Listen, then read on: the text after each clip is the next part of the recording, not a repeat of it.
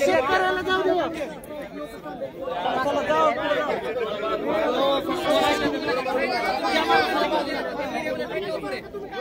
चला चला मध्ये आतून पाहू.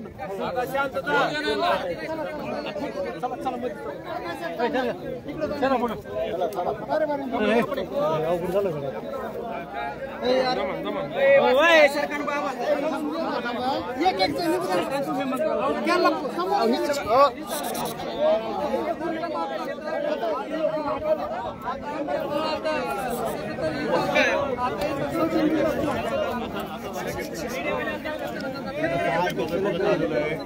दादा कैलासदादा सगळं सांगितलेलं आहे.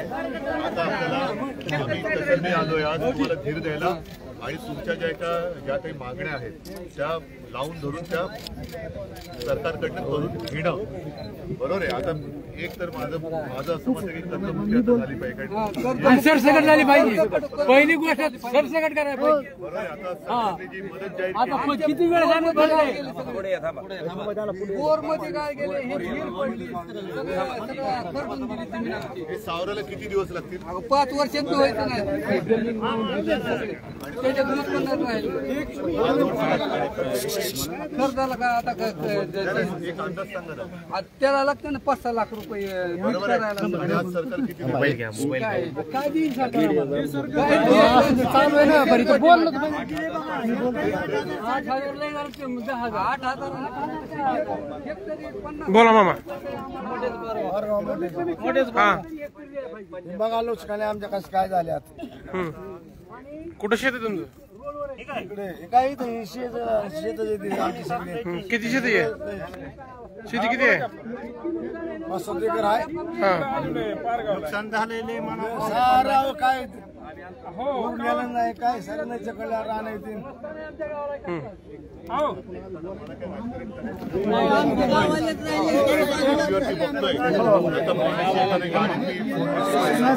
नदीकडाचा भाग सगळा गेला लाडक्या बहिणीला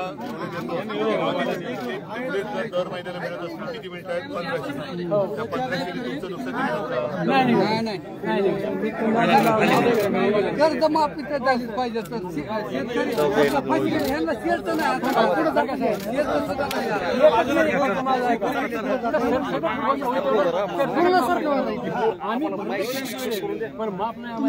एक काम करायचं. आता बँकांच्या नोटीस यायला लागल्या बरोबर. त्या नोटीस सगळे एकत्र करून आपल्या शिवसेनेच्या शाखेत घ्या. कळलं ना? आणि दुसरे जी काही मदत आता आता जे झालं ते बाजूला सर.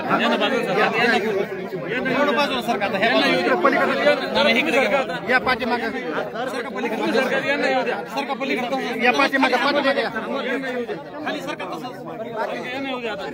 बाकीच्या शेतकऱ्याला करू द्या. ढकलू नका.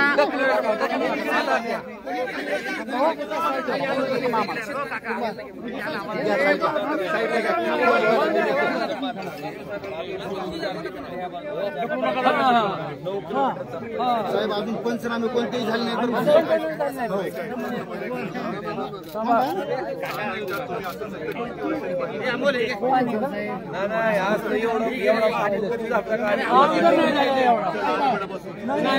पहिली वेळ पाणी लगातार 4 वेळेस पाणी आले. 4 वेळेस आले. पहिलं आलं, दुसरं आलं, दुसऱ्यात काय नाही, तिसऱ्याला काटा काढला सगळ्या सोयाबीनचा. ऊसाचा बी काढला आणि सोयाबीनचा काटा काढला. सोयाबीनवर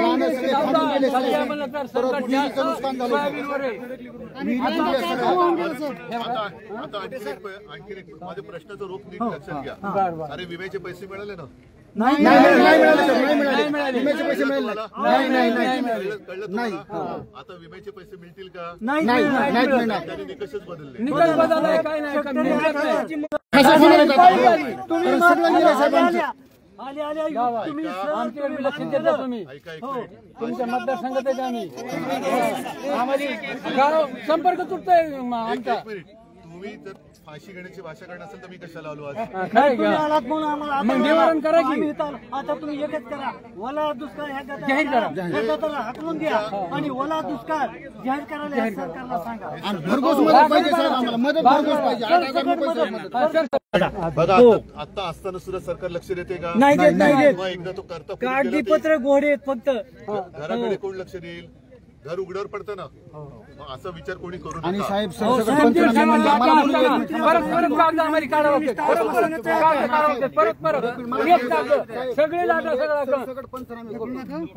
आमचे विहीर बोर चला त्याचं झालं की या साईडला माग काय नुकसान झाले इथं आमची बाजूला पूर्ण सगळी गेली. आता कसं करायचं साहेबांनी? रडायची वेळ आली आमची.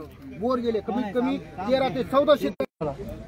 पुरी पाण्याखाली माझ्या रानाच्या पलीकडे 1/2 किलोमीटर पाणी, इकडे 2 किलोमीटर 2.5 किलोमीटर पाणी. काय दिसतंय ना पाणी? साहेब कांदा पण सगळं सडून गेलं, पाणी जमिनी कशा ओळखायच्या? एवढं रान खांदून गेले. म्हणजे शेतकऱ्याला आता ज्यावेळेस उघडीप होईल त्यावेळेस प्रश्न पडेल की आपलं तुकडं कोणतं? आता पंचनामा करतात. पंचनामा काय देणार? नाही केलंच नाही. मी काल तलाठ्याला फोन केला. उघड्यावर गेले.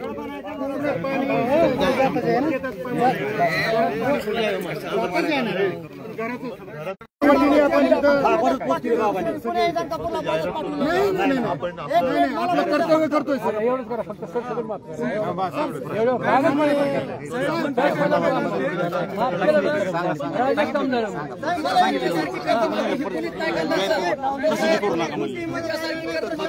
नाही खात. चला या बाबा या.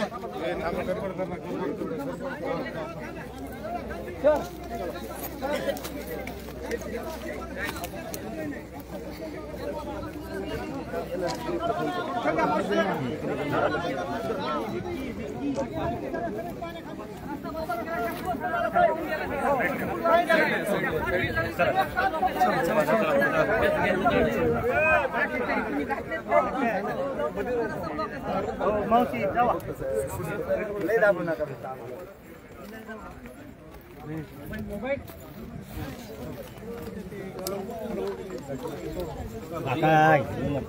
मोबाईल किस काय प्रशासन कुणी लक्ष द्यायला तयार नाही. मोबाईल हात शेतकरी फक्त कर्जमाफी झाली नाही, कोणाची झालेली नाही. जनतापूरला या फक्त. येणार आहे काही झालं की मी येणार आहे. साहेब तुमच्यासारखी कर्जमाफी हे कुणीच नाही करू शकत साहेब. पुन्हा एकदा तुम्ही मुख्यमंत्री म्हणून हवा आहे आम्हाला. ऐतिहासिक ठिकाणी कर्जमाफी केली साहेब तुम्ही. ऐतिहासिक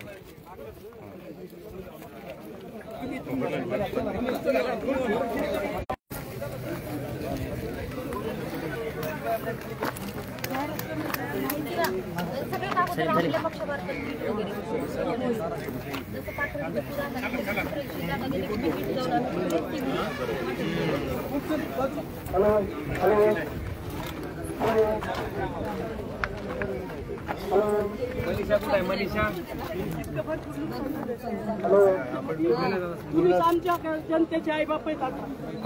इतकं त्रास झालं की सणासुदीच्या पहिल्या साहेब काहीतरी करा बघा तुम्ही.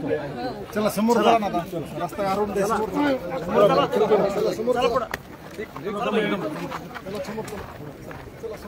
चला चला चला चला.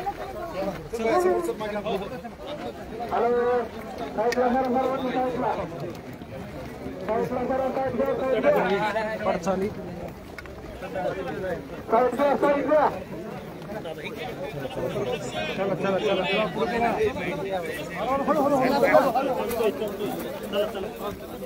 साहेब शेतकऱ्यांशी संवाद साधणार आहे थोडा.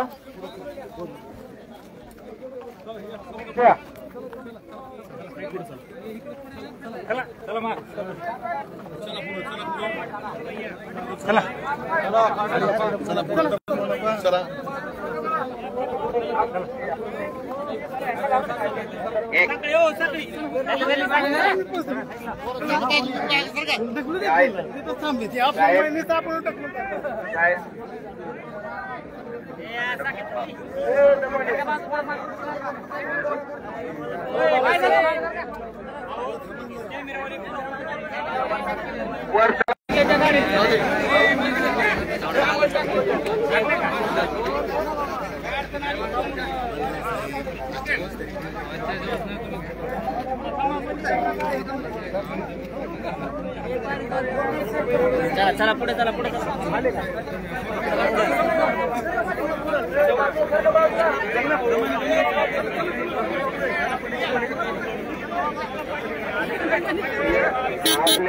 सर्वांबरोबर हिंदोजी साखरे साहेब संवाद साधणार आहेत. माझी विनंती आहे की तुम्ही सगळे खाली बघून घ्या. म्हणजे साहेबाला बोलता येईल. माझी सगळ्याला विनंती आहे.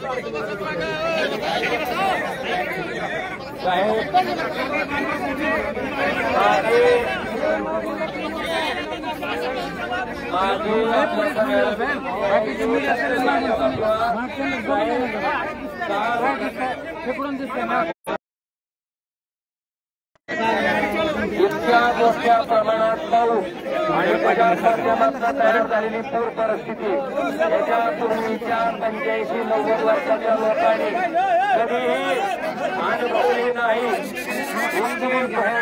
परिस्थिती आमची लोक अनुभवतात.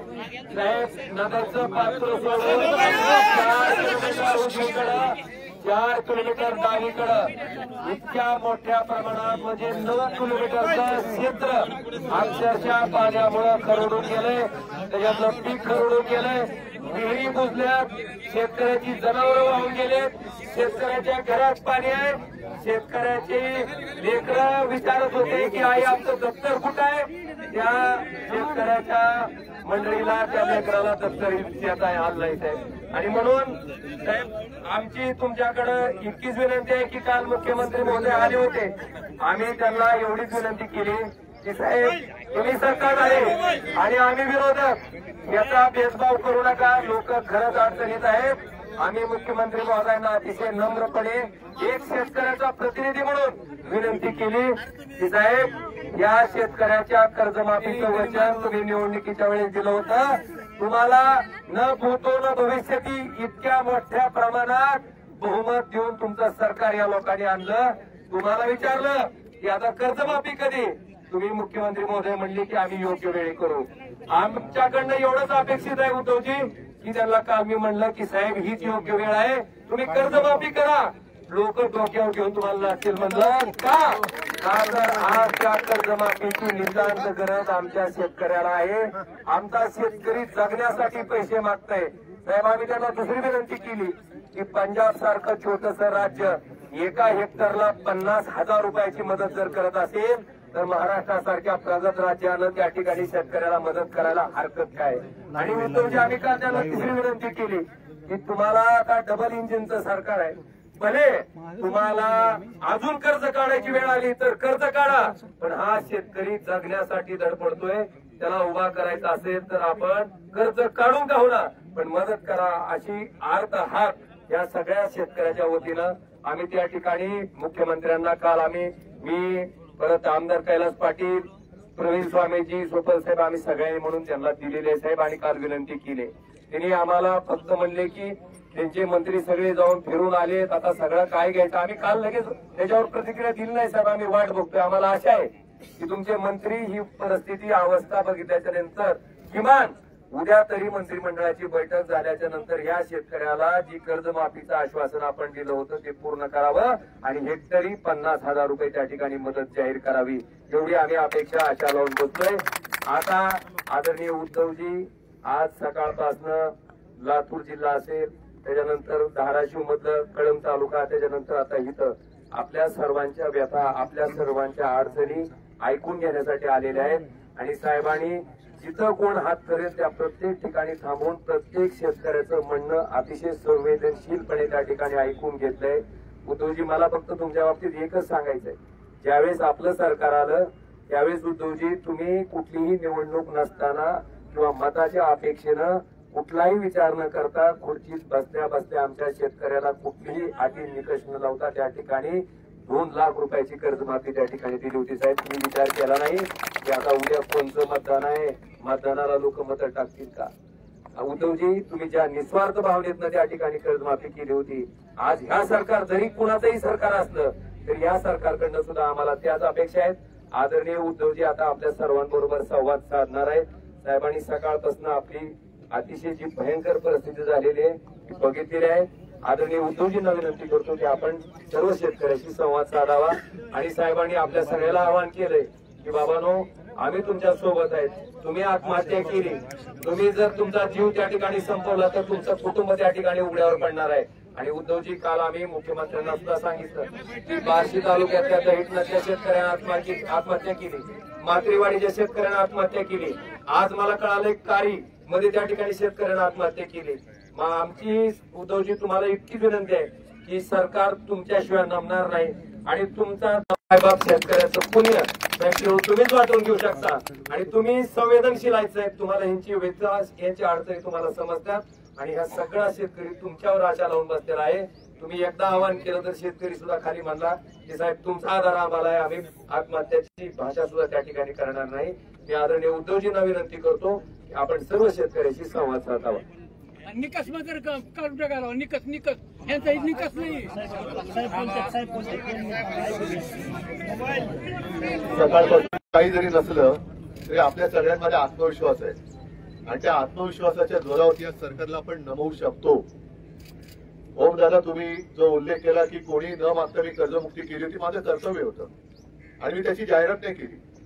कधी मी असं फिरलो नाही, केलं की नाही, झालं की नाही, मिळालं की नाही, म्हणजे मी असं कोणी काय उपकार केल्याच्या भावनेतनं फिरलो नाही. आताच जे सरकार म्हणते, मी येताना गाडीमध्ये बघितलं आपले उपमुख्यमंत्री म्हणतात अजित पवार लाडक्या बहिणीला एवढे पैसे देतात. अरे देताय म्हणजे काय करतो, उपकार करताय का? आणि तेवढे जर का तुम्ही पैसे देताय तर आताच्या घडीला ते पैसे पुरेसे आहेत का एका कुटुंबाला? आज पूर्ण जमीन खरडून गेलेली आहे. बरं मला काही जणांना माझ्यावर टीका केली होती, मला शेतीतलं काय करायचं नाही कळलं. मी तुम्हाला विचारतो आता जी खरडून गेलेली जमीन आहे ती नीटनेटकी करून पुन्हा शेतीच्या कामाला किती दिवसांनी येईल? 5 वर्ष गेले, तुमच्या आयुष्याची 5 वर्ष गेली, तोपर्यंत तुम्ही काय करणार? तुमच्या डोक्याचं कर्ज कोण फेडणार? तुमच्या मुलाबाळांचं शिक्षण जसं आता पुस्तकं वाहून गेले, दप्तर वाहून गेले, कर्जमुक्तीसाठी रस्त्यावरती उतरल्याखेरीज राहणार नाही. कारण आता बँका नोटीस पाठवायला लागलेल्या आहेत, कर्ज या सगळ्या नोटीस गोळा करायच्या आणि जवळच्या शिवसेना शाखेत आणून द्यायचं, बघू पुढे काय करतात. साहेब नेपाळ सारखी कंडिशन आपल्या महाराष्ट्रामध्ये होईल, रोक रस्त्यावर उतरतील. तर या सगळ्या नोटिसा आणून द्या. त्याच्यानंतर आता मुलांच्या फीचं काय करायचं? आणि सरकारने जी काय मदत जाहीर केलेली आहे काय 2,000-2,2500 कोटी, म्हणजे जर का सगळे जर का एकत्र केले, मराठवाड्याचं जेवढं नुकसान झालं आता महाराष्ट्राचं हे साफ करायला किती खर्च येणार? त्याच्यानंतर सगळं ती नीट नेटकं करायला म्हणजे मजुरी लागणार. म्हणून आता तुम्ही जे केलेले मागणी की परत तुमच्याकडे मला नीट सांगा, परत नीट मारायचं सांगा की संपूर्ण कर्ज सरसकट कर्जमाफी तर झाली पाहिजेच, बरोबर आहे. आणि आता जी मदत केलेली आहे ती साधारणतः जी काय केली या शेतकऱ्याचं माझं जे काय असलं ते पुसा आणि केंद्रातनं भरघोस मदत माझ्या महाराष्ट्रातल्या शेतकऱ्याला करा, ही माझी मागणी तुमच्या सगळ्यांच्या वतीने मी देशाच्या पंतप्रधानांना करतो. या सगळ्या गोष्टी करू. जसं मी सांगितलं की जर रस्त्यावर उतरण्याची वेळ आली तर मी तुमच्या सोबत खांदा लावून रस्त्यावरती उतरल्याखेरीज राहणार नाही. पण तुमच्याकडनं मला एक वचन पाहिजे येणार द्या. बाकी या संकटामध्ये आम्ही तुमच्या सोबत आहोत. जसं त्या पुराच्या पाण्यामध्ये कैलास दादा ओम दादा उतरले ना, आणि मला बघून मी सुद्धा म्हणजे हे झालं की त्यांना फोन केला, रे सगळ्यांना वाचवते बरोबर पण स्वतःचा जीव पण सांभाळ. तर हे आहे झालंय, कसं जगायचं कसं? म्हणजे घरात चिखल झालंय, शेतीचं तर झालेलंच आहे, शेतकऱ्याला कर्जमुक्ती तर झालीच पाहिजे, कर्जमाफी झालीच पाहिजे, पण यांचं घरदार उद्ध्वस्त झालंय, त्याची सुद्धा काहीतरी एक भरपाई मिळाली पाहिजे ना. भरपाई म्हणजे काही उपकार नाहीये, पुन्हा एकदा उभं राहायला पाहिजे आणि त्या